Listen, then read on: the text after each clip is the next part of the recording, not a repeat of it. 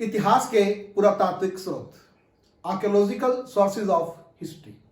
इसमें 3 शब्द हैं, 3 अवधारणाएं हैं, इतिहास, पुरातात्विक व स्रोत। पहले इसी को समझते हैं। इतिहास क्या है? मानवीय अतीत की गतिविधियों की जांच पड़ताल करना, मानवीय गतिविधियों को अनुभव करना और उनकी व्याख्या करना, यानी जिसमें मानव की गतिविधियों का अध्ययन किया जाता है। इसको विस्तार से समझने के लिए आप मेरे वीडियो इतिहास क्या है एक परिचय को जरूर देखें। पुरातात्विक क्या है? पुरातत्व, पुरानी वस्तुओं से संबंधित। तो स्रोत क्या होता है? इसका मतलब होता है साधन, उद्गम, मूल कारण, यानी कि जहां से कोई चीज प्राप्त होती है, कोई चीज जहां पर उपलब्ध होती है। तो हमारा जो विषय है उसमें स्रोत का मतलब हो गया इतिहास के पुरातात्विक स्रोत। ऐसी प्राचीन वस्तुएं जो अतीत में मानव की गतिविधियों का ज्ञान कराए, उस समय की जानकारी दे। ये प्राचीन वस्तुएं कौन सी हुई? क्योंकि इतिहास मानव की गतिविधियों से संबंधित है, तो इतिहास के स्रोत क्या हुए? जहां पर मानवीय गतिविधियों के चिन्ह हो, जहां पर मानवीय गतिविधियां झलकती हों, जिन्हें मानव ने प्रयोग किया हो। हम अपने चारों ओर आज भी देखते हैं कि मानव द्वारा बनाई गई चीजें हैं। अब कोई भी मानव द्वारा जो बनाई गई रचना है ऐसी नहीं है जो बिना उद्देश्य के बनाई गई हो। हर चीज के पीछे जिसमें मानव ने गतिविधि की है वो उद्देश्य के साथ की है। और मानव जो है किसी भी वस्तु का निर्माण जो करता है वो अपने उपयोग के लिए करता है, वो किसी उद्देश्य के लिए करता है। हमें अतीत की वस्तुओं के अवशेष मिलते हैं। ये अवशेष वस्तु रूप में हैं, वस्तु के हैं, लेकिन साथ ही साथ क्या है? ये मानवीय गतिविधियों के प्रमाण भी हैं, ये साक्ष्य हैं, ये गवाह हैं प्राचीन मानव की गतिविधियों के।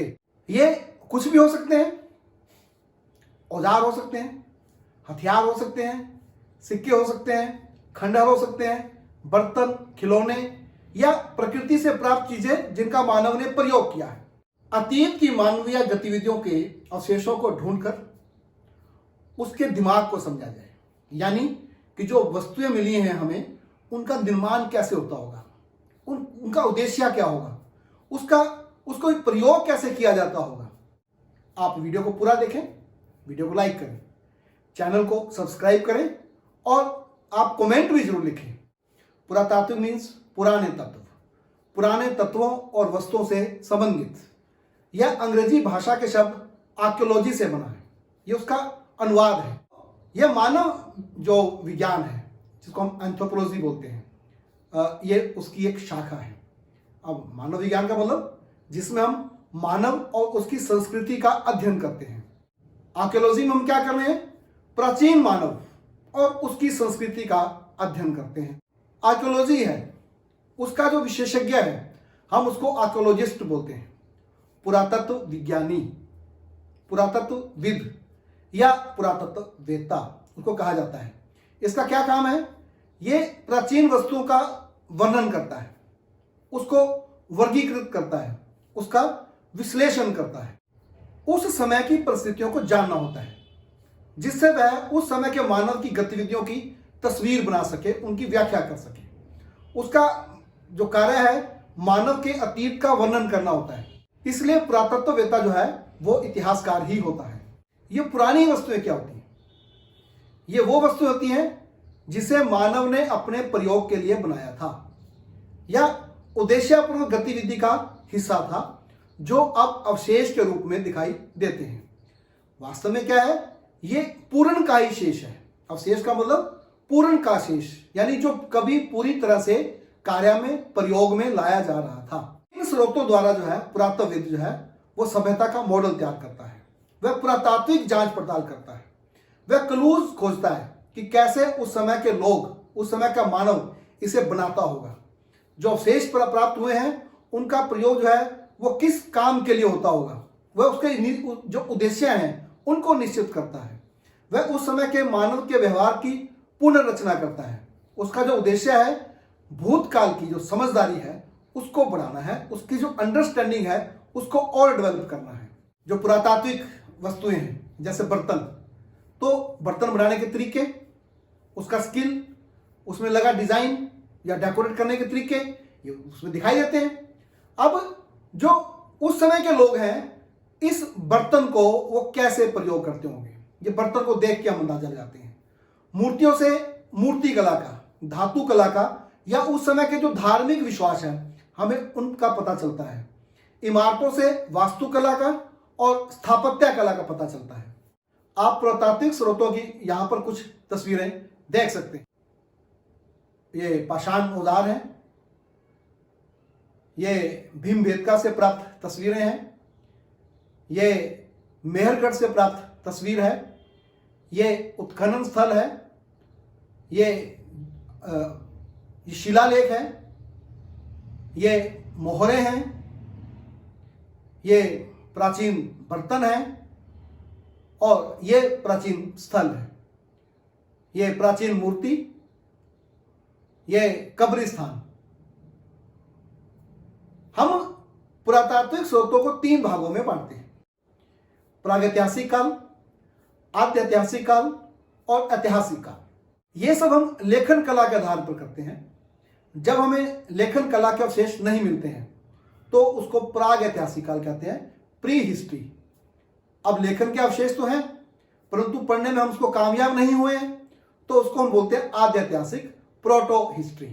अब लेखन कला है और हम उसको पढ़ने में कामयाब भी हो गए तो हम उसको क्या बोल रहे हैं, ऐतिहासिक काल। मानव जीवन की जो संपूर्ण अवधि है जब से वो मानव बना तो उसका 0.1% जो समय है उसी का ही हमें लिखित विवरण मिलता है, वही उपलब्ध है हमारे पास। हजारों सालों का जो मानव अनुभव है वो बिना रिकॉर्ड के ही रह गया है। इसलिए मानव के जो अतीत की जानकारी अगर हमें प्राप्त करनी है तो हम उसके पुरातात्विक स्रोतों का ही सहारा लेना पड़ता है, जिसका विस्तार के सेदन जो है हम अपनी अगली वीडियो जो है, जैसे हम पाषाण काल के ऊपर हड़प्पा सभ्यता, अशोक, कनिष्क और गुप्त शासकों का अध्ययन करते हुए उसको हम उसमें देखेंगे। आप इस चैनल से जुड़े रहिए, इसे सब्सक्राइब भी करें, आप नोट्स भी बना सकते हैं। तो पुरातत्ववेत्ता का मुख्य जो उद्देश्य है इन अवशेषों को ऐतिहासिक संदर्भ प्रदान करना है, हिस्टोरिकल कॉन्टेक्स्ट देना है, उस समय की परिस्थितियों की जानकारी बनानी है जिस समय ये घटनाएं हो रही हैं। तो अवशेषों को जो है ऐतिहासिक कॉन्टेक्स्ट में रखना होता है ताकि हम उस समय की जो परिस्थितियां हैं उसको समझ सकें। जिस स्थान से ये पुरातात्विक स्रोत प्राप्त हुए हैं वहां के लिए कुछ प्रश्नों के उत्तर हमें इसकी सहायता करते हैं कि जैसे वहां की मिट्टी कैसी है, वातावरण किस प्रकार का था, वहां किस प्रकार की वनस्पति थी, उस वनस्पति पर किस प्रकार का जीव जगत था। यह हिस्टोरिकल कॉन्टेक्स्ट में पहुंचने के लिए जरूरी है। मानव इन्हीं में और इन्हीं की सहायता से अपनी जरूरतें पूरी करता है। अपना भोजन अपने आसपास की वनस्पति और पशुओं से प्राप्त करता है। पहनावा और उसका आश्रय जो है वो भी इन्हीं पर निर्भर करता है। तो आज भी आप इस तथ्य को पहचान सकते हैं कि मानव की भोजन और पहनावे की जो आदतें हैं वो स्थान के साथ जो है वो बदल जाती हैं। मानव के सांस्कृतिक विकास में उसका जो इन्वायरमेंटल कॉन्टेक्स्ट है वो महत्वपूर्ण भूमिका निभाता है। वातावरण को समझना जरूरी होता है। इसका संस्कृति पर महत्वपूर्ण प्रभाव पड़ता है। संस्कृति जो है वो मानव निर्मित है, मानव उसको बनाता है, लेकिन किसकी सहायता से बनाता है?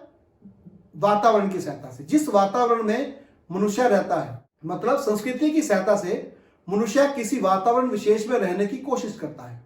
उसके लिए जो है हमें वनस्पति वैज्ञानिक, जीव वैज्ञानिक, मृदा वैज्ञानिक, भू वैज्ञानिक जो है हमारी सहायता करते हैं, जिससे हमें उस समय की वनस्पति, जीव जगत, मिट्टी, चट्टानें पहचानने और वर्णन करने में सहायता मिलती है। मानव के व्यवहार को समझना भी पुरातत्वविद के लिए जरूरी है। अब मानव का जो व्यवहार है वो एक परिधि में रहता है। परिधि का जो निर्माण है वो अर्थव्यवस्था करती है, मनोविज्ञान, साइकोलॉजी करती है, भूगोल करता है, रिवाज और विश्वास करते हैं, राजनीति करती है। मतलब मानव जो है इन्हीं के साथ व्यवहार करता है। ये एक समझना जरूरी है ताकि हम किसी भी घटना को जो है हिस्टोरिकल कॉन्टेक्स्ट में, ऐतिहासिक संदर्भ में समझ सकें। हम पुरातात्विक वस्तुओं का काल निर्धारण भी करते हैं। इसके लिए हम स्ट्रेटिग्राफी को यूज करते हैं। अधिकतर जो पुरानी वस्तुएं हैं वो किसी टीले में जमीन के अंदर दबी हुई मिलती है, जिसमें कई परतें हो सकती हैं और होती भी हैं। तो जो नीचे वाली तह है वो प्राचीन होती है और जो ऊपर वाली तह है वो बाद के समय की होती है। और एक ही तह में पाई जाने वाली सारी वस्तुएं क्या है, वो समकालीन होती है। रेडियो कार्बन डेटिंग, कार्बन 14 तिथि क्रम। अब वायुमंडल में जो कार्बन डाइऑक्साइड गैस उपस्थित होती है वो पौधों से फूड चेन के माध्यम से जीव जगत में प्रवेश कर जाती है। अब जीवित चीजों में यह नष्ट भी होती रहती है और भोजन के माध्यम से फिर प्राप्त होती रहती है, जिससे क्या उसके जो संतुलन है वो बना रहता है। मृत्यु के बाद एक लगातार निश्चित दर से कार्बन 14 की कमी होती रहती है। 5730 वर्षों में इसमें से 40 वर्ष कम या ज्यादा हो सकते हैं। यह आधी हो जाती है, जिसको नाप लिया जाता है, जिसको गिन लिया जाता है। इससे जो है 500 से 50,000 वर्षों तक का समय जो है उसका कालक्रम निश्चित किया जा सकता है। डेंड्रोक्रोनोलॉजी, वृक्ष वलय। ये वृक्ष जो पेड़ होते हैं इनमें रिंग होते हैं, चक्र होते हैं, वलय होते हैं, जिसके आधार पर जो है समय का भी और वातावरण का भी अंदाजा लगाया जा सकता है। इससे के जो रंग है उनमें उससे पानी की मात्रा और मौसम परिवर्तन की गणना की जाती है। फिर सिंपल टू कॉम्प्लेक्स, हम ये विकासवादी अवधारणा है कि पहले चीजें सिंपल थी और उसके बाद जो है वो कॉम्प्लेक्स होती गई, उसके बाद वो जटिल होती गई हैं। तो जौन से औजार सिंपल हैं वो प्राचीन समय के हैं और जौन से औजार जो है वो जटिल हैं वो बाद के समय। पुरातत्वविद इन सब की सहायता से उस समय के मानव की संस्कृति का, मानव के क्रियाकलापों का, उस समय के मानव की राजनीति का, अर्थव्यवस्था का अंदाजा लगाने की कोशिश करता है, उसकी तस्वीर बनाता है, उसकी व्याख्या करता है। धन्यवाद।